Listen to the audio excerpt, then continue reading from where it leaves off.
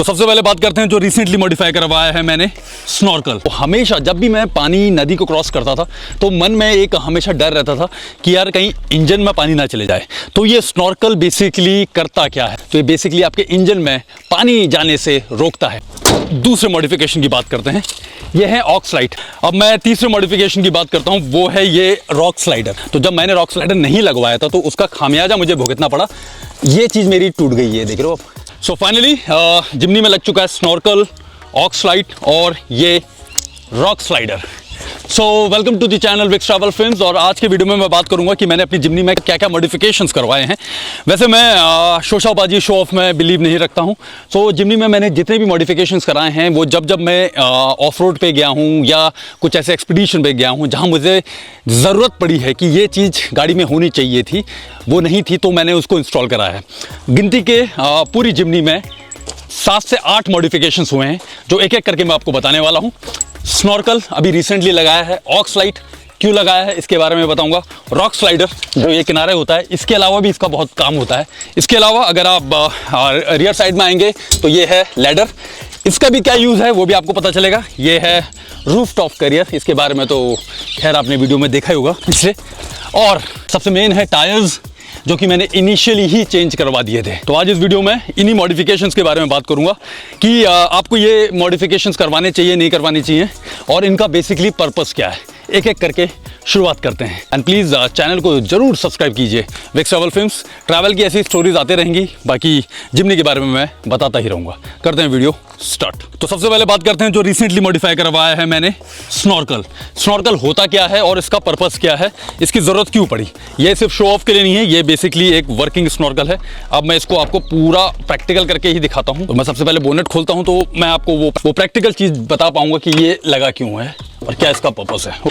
So basically snorkel की ज़रूरत मुझे काफ़ी टाइम से थी और इसका मुझे रियलाइज़ हुआ तब जब मैं लास्ट ईयर जौहर वैली में गया था। तो जौहर वैली में बीच में नदी का एरिया था और पानी यहाँ तक था। तो हमेशा जब भी मैं पानी नदी को क्रॉस करता था तो मन में एक हमेशा डर रहता था कि यार कहीं इंजन में पानी ना चले जाए। तो ये स्नॉर्कल बेसिकली करता क्या है, तो ये बेसिकली आपके इंजन में पानी जाने से रोकता है। कैसे, वो मैं आपको बताता हूँ। एक तो होता है वर्किंग स्नॉर्कल, एक होता है शो ऑफ वाला स्नॉर्कल। ये है वर्किंग स्नॉर्कल। काटा पीटी कहीं कुछ नहीं होती है इसमें क्या किया गया है ये देखो, ठीक है। ये जो स्नॉर्कल का पार्ट है वो यहाँ लगा है। यहाँ पर एक जिम्नी का ही एक पोर्शन होता है ये इसी टाइप का, उसको वो नट से खोल देते हैं, कहीं पर भी ड्रिल नहीं होता है। नट से खोला और उसके बाद अगर आप ये देखेंगे ना, ये जो इसका एरिया है, ये एरिया ऐसे कनेक्ट होके ये एयर इनटेक पाइप है, ये ऐसे गया है और यहाँ पर ये इंजन से कनेक्ट हो गया है। पहले बात करूँ, जब ये स्नॉर्कल नहीं लगा था तो तब क्या होता था कि ये जो आपका इंजन का एरिया है, ठीक है, इसका ये जो पाइप है वो यहाँ कनेक्ट होता था, ठीक है। तो आपका जो एयर इनटेक होता था वो इधर से होता था। यानी कि अगर आप किसी पानी वाली जगह पे गए हैं, नदी क्रॉस कर रहे हैं या कुछ ऐसा एरिया है जहाँ पर इतना पानी है, अगर इतना पानी है तो ऑब्वियसली एयर इनटेक यहाँ से होगा, पानी जाएगा इंजन के अंदर, इंजन आपका गया, ठीक है। अब ये जो स्नॉर्कल है, स्नॉर्कल ने क्या किया, इसको बाईपास कर दिया। अब हमने क्या किया, ये जो पाइप है यहाँ से हटा के डायरेक्टली इससे कनेक्ट की और ये पाइप यहाँ से गया और ये गया बाहर। तो ये जो एयर इनटेक हो रहा है वो यहाँ से हो रहा है, ठीक है। अब वैसे मार्केट में बहुत सारे स्नॉर्कल हैं। जो मैंने लगाया है ये होलागार करके एक कंपनी है, उसका लगाया है। इसमें बेसिकली क्या है ना, इसमें ये कवर भी दे रहे हैं, तो बाई चांस अगर बारिश भी आती है तो पानी अंदर नहीं जाएगा। अब आपकी गाड़ी यहाँ तक सेफ है, यानी अगर आपकी गाड़ी पानी में यहाँ तक डूबती है, यहाँ तक, तब भी आपकी गाड़ी सेफ है ये स्नॉर्कल की वजह से। तो ये स्नॉर्कल लुक तो देता ही है गाड़ी को, लेकिन इसका एक पर्पज़ है, वो पर्पज़ मैंने आपको बता दिया। इसका काम क्या है, मार्केट में आपको 8 से 10 हज़ार 11 हज़ार में स्नॉर्कल मिल जाते हैं। आप सिर्फ ये चीज़ नोटिस करिएगा कि वो स्नॉर्कल का एरिया ना, ये बहुत सारे जो जिम्नी के स्नॉर्कल आते हैं वो यहाँ पर ओपन होते हैं। अगर ओपन हुआ तो बारिश का पानी जाएगा। सो आप बस ये चेक करिएगा कि उसका ये कवर हो ताकि पानी अंदर ना जाए। तो ये तो हो गई आपकी स्नॉर्कल की बात, जो कि मैंने अभी रिसेंटली मॉडिफाई करवाई है। अब बोनेट को करता हूँ मैं बंद और दूसरे मॉडिफिकेशन की बात करते हैं। ये है ऑक्स लाइट, GP&E की ऑक्स लाइट्स हैं। सो जिम्नी के जो स्ट्रोक लाइट्स हैं उसमें बेसिकली कॉर्नरिंग नहीं है। तो कॉर्नरिंग का मतलब ये हो गया, क्योंकि मेरा तो मैक्सिमम टाइम पहाड़ों पे ही रहता है और अंधेरे में ही रहता है, मैक्सिमम टाइम अंधेरे में ही ड्राइव होती है। और ऑफ रोडिंग में जाते हैं और कुछ ऐसी जगह जाते हैं, जैसे अभी स्पीति गए थे, पूरा अंधेरे में ड्राइव हुई थी। सो वहाँ पर क्या है ना, एक तो थ्रो नहीं आता उतना, मतलब आगे क्या है नहीं पता चलता। दूसरा, जब आप टर्न लेते हैं तो बिल्कुल भी नहीं पता रहता कि इधर की तरफ रोड है या नहीं है, दोनों साइड में। तो तभी मुझे ये रियलाइज़ हुआ था कि मुझे ये ऑक्स लाइट्स को लगवाना है, चाहे कुछ भी हो जाए। अब ये मैंने GPNE की ऑक्स लाइट्स लगवाई हैं। मार्केट में वैसे बहुत सारी ऑक्स लाइट्स आपको मिल जाएंगी, लेकिन ये एक पर्पसफुल चीज़ है एक ऑफ रोडिंग कार के लिए।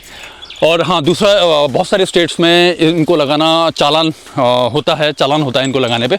सो उसके लिए आप हमेशा यूज़ करिए ये जो इनके पाउचेस आते हैं कवर वाले, आप इनको यूज़ करिए और आप इसको लगाइए।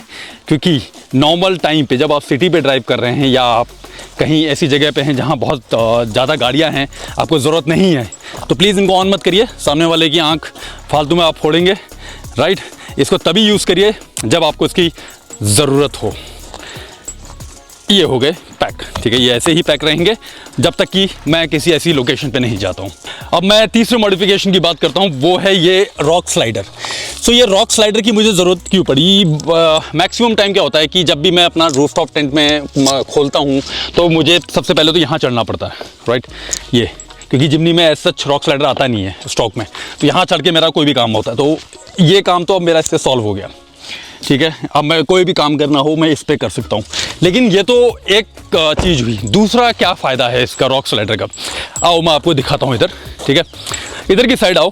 तो जब भी मैं ऐसे किसी जगह पे होता हूँ जहाँ पर ऑफ रोड करना होता है, तो वहाँ पर बड़े बड़े पत्थर होते हैं। तो जब मैंने रॉक स्लाइडर नहीं लगवाया था तो उसका खामियाजा मुझे भुगतना पड़ा। ये चीज़ मेरी टूट गई है, देख रहे हो आप, ये क्लैंप ये पूरी तरीके से टूटा। ये टूटा इसलिए है क्योंकि जब भी बड़े बड़े बोल्डर होते हैं वो इसी से टकराते हैं, इससे टकराएंगे, आपके इस गेट से टकराएंगे, तो ये चीज़ डैमेज होगी, ठीक है। नीचे भी डैमेज होगा। तो ये रॉक स्लाइडर जब आप ऐसी किसी पत्थर वाली जगह पे ऑफ रोड करते हैं, इन चीज़ों को बचाता है। उसके अलावा आप यहाँ खड़े होके ऊपर वाला काम तो कर ही सकते हैं, बाकी अगर आपको शूट करना है तो आप बाहर खड़े होकर भी शूट कर सकते हैं। तो ये रॉक स्लाइडर का मॉडिफिकेशन भी मेरी बहुत ज़रूरत थी, इसलिए मैंने मॉडिफाई कराया है। अब आते हैं पीछे की तरफ को, और कुछ मॉडिफिकेशन जो मैंने पहले करवाए थे उनके बारे में भी मैं आपको बता देता हूँ। सबसे पहले बात करते हैं इसकी टायर की। ये है जियोलैंडर का AT LT। AT is for all terrain, LT is for light truck, ठीक है। और जो मेरी जिमनी की टायर की जो प्रोफाइल है वो है 215/75 R15। 2 साल हो चुके हैं जिमनी को, और योकोहामा का जो जियोलैंडर AT मैंने डलवाया है इसका काफ़ी अच्छा रिजल्ट है। टचवुड अभी तक कहीं गाड़ी पंचर नहीं हुई है और कहीं टायर पे भी कोई इशू नहीं आया है। इतनी जगह मैंने ऑफ रोड किया हुआ है, ऐसे ऐसे टेरेन पे गया है, तो इन टायर्स ने मेरी बहुत हेल्प की है। जो स्टॉक टायर्स थे इसके वो मैंने जब मैंने जिमनी खरीदी थी तभी मैंने बेच दिए थे, और उसके बदले मैंने ये ले लिए थे। तकरीबन 8,500 रुपये का एक टायर पड़ता है, तो मैंने स्टेपनी भी इसकी ही ली थी। तो ये देख सकते हो ना आप, इसके जो गट्टी हैं, ये गिट्टे बोलते हैं ना शायद, हाँ, वो कितने चौड़े और कितने मोटे हैं। अब प्रोफाइल अगर मैं टायर की बात करूं तो आप गाड़ी को अच्छा दिखाने के लिए 225 का प्रोफाइल भी लगा सकते हैं, जो कि थोड़ा और ब्रॉड होगा। उसके बाद 235 का भी लगा सकते हैं। 225 अपोलो में आता है, मैं अपोलो में जाना नहीं चाह रहा था। और 235 में प्रॉब्लम ये था कि अगर आप कभी ऑफ रोडिंग करते हैं तो वो टायर का क्या है ना, ये देखो आपकी जो विड्थ है, ये जो टायर साइज़ है वो इतना हो जाएगा, तो ऑफ रोडिंग के टाइम पे ना वो यहाँ पर टकराता है। तो इसी रीज़न की वजह से मैंने 235 नहीं कंसिडर किया था, 215 पे गया था। अब अगले मॉडिफिकेशन की बात करूँ, सो ये है रूफ टॉप करियर, बिमरा का लगवाया था मैंने। और हालांकि इससे गाड़ी दिखने में भी अच्छी लगती है, लेकिन सिर्फ दिखावे पे नहीं जाना है। ये मेरा मैक्सिमम काम इससे सॉल्व होता है। अभी तो मैंने इस पे खैर अपना रूफ टॉप टेंट लगवाया है, लेकिन जब इस पे रूफ टॉप टेंट नहीं लगवाया था तो मैं जब फर्स्ट टाइम विंटर स्पीति के लिए जा रहा था, हम लोग 4 लोग थे, चारों के अपने 4-4 बैग, उसके बाद हमारा कुछ ऑफ रोडिंग का सामान भी था। गाड़ी के अंदर इतनी जगह नहीं होती है, बूट स्पेस इतना बड़ा नहीं है, कहाँ रखोगे? आपको ये रूफ टॉप करियर लगाना ही पड़ेगा, क्योंकि आपका मैक्सिमम सामान ऊपर आ जाता है, तो आप आराम से बैठ के जा सकते हैं। तो ये भी एक प्रैक्टिकल मॉडिफिकेशन था जो मैंने करवाया था। इसी के साथ आपको ये भी लगवाना पड़ेगा, क्योंकि अगर आप रूफ टॉप करियर आपने लगाया है तो ऑब्वियस सी बात है आपको एक लैडर चाहिए होगी। लैडर क्यों चाहिए होगी? क्योंकि आप अगर सामान रखने जा रहे हैं या अपना रूफ टॉप टेंट खोलने जा रहे हैं तो आप चढ़ोगे कैसे? यहाँ रख के ये टूट जाएगा, इस पर आप रख नहीं सकते। सो ये ऐसे करोगे आप आराम से, ठीक है, और ऐसे करके इसमें आप चढ़ जाओगे। सो ये मॉडिफिकेशन इसी के साथ लैडर का भी ज़रूरी रहता है, ठीक है। और एक और मॉडिफिकेशन था, वो था ये फिन्स जो मैंने लगाए थे इसके साथ ही, ये साथ ही साथ में लगवा दिए थे, क्योंकि पीछे फिन्स नहीं आते थे, तो मैंने थोड़ा सा लुक में भी जाने की कोशिश की थी। हालांकि इनका कोई पर्पस ऐसा है नहीं, ठीक है। अब इसके बाद आते हैं अंदर की तरफ को।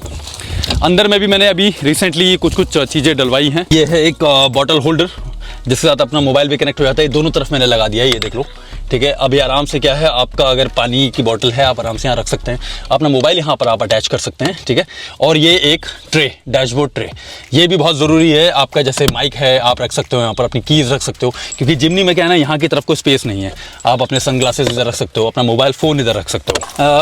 जैसे मैंने ये चीज़ खरीदी है, ये है वेंट्रो का, अमेज़ॉन में मिल जाएगा आपको। ये कार चार्जर है।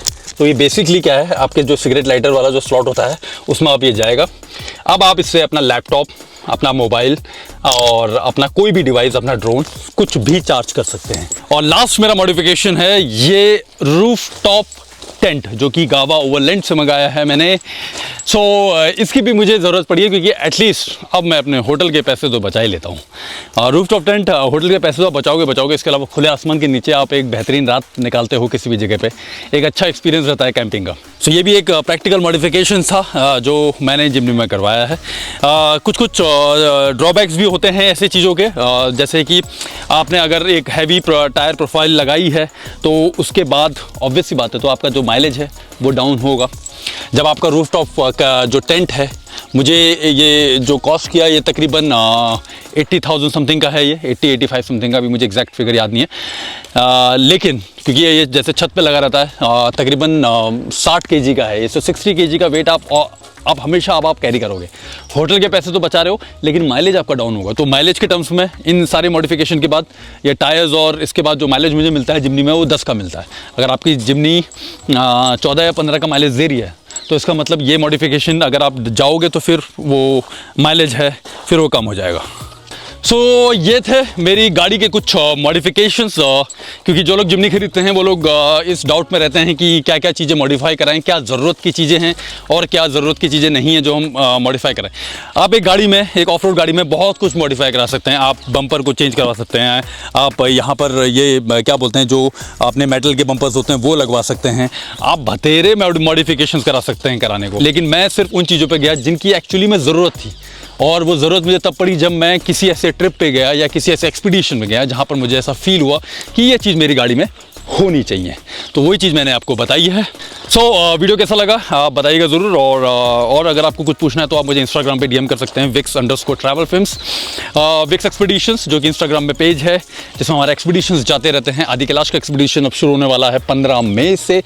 15 मई को पहला बैच जा रहा है, उसके बाद 28 मई को, फिर 11 जून को, फिर आपका 25 जून को। तो कुछ डेट्स वहाँ पर आ चुकी हैं, आप ज़रूर कनेक्ट करिए। इसके अलावा जौहर के एक्सपीडिशंस भी जाएंगे, उनकी डेट्स भी मैं जल्दी डालना पड़ूंगा, लेकिन ये सारे अपडेट आपको मिलेंगे इंस्टाग्राम पे। सो इंस्टाग्राम को ज़रूर फॉलो कीजिए और चैनल को सब्सक्राइब कीजिए, विक्स ट्रैवल फिल्म्स। गाड़ी कैसी लग रही है मॉडिफिकेशन के बाद बताना ज़रूर। मिलते हैं आपसे ट्रिप पे।